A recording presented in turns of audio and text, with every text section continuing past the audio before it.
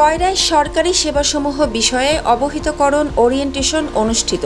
কয়রা থেকে প্রতিনিধি দেলোয়ার হোসেন গাজীর রিপোর্ট।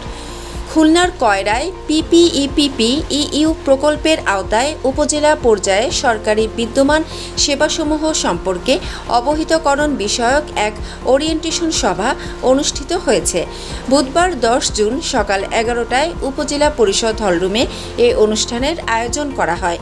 কয়রা উন্নয়ন প্রচেষ্টার অর্থায়ন ও কারিগরি সহযোগিতায় আয়োজিত এ কর্মসূচিতে 2 নং বাগালী ইউনিয়নের অসহায় ও হতদরিদ্র নারীরা অংশগ্রহণ করেন।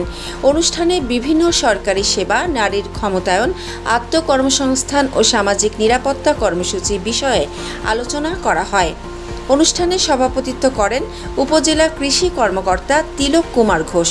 বক্তব্য দেন উপজেলার প্রাণী সম্পদ কর্মকর্তা ডাক্তার শুভ বিশ্বাস, উপজেলা যুব উন্নয়ন কর্মকর্তা কে এম মফিজুর রহমান, উপজেলা সমাজসেবা কর্মকর্তা আবুল কালাম আজাদ, উপজেলা মহিলা বিষয়ক কার্যালয়ের আলমগীর হোসেন, উপজেলা মৎস্য অফিসের অফিস সহকারী প্রসেনজিৎ মল্লিক, প্রকল্প সমন্বয়কারী মোহাম্মদ হুমায়ুন কবির, টেকনিক্যাল অফিসার মোহাম্মদ সুরুজ মিয়া এবং সহকারী টেকনিক্যাল অফিসার তানভীর রহমান।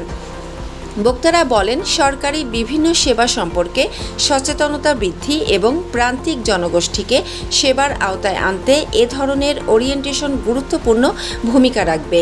অনুষ্ঠানে অংশগ্রহণকারীদের বিভিন্ন সরকারি সুযোগ সুবিধা গ্রহণের পদ্ধতি সম্পর্কেও অবহিত করা হয়।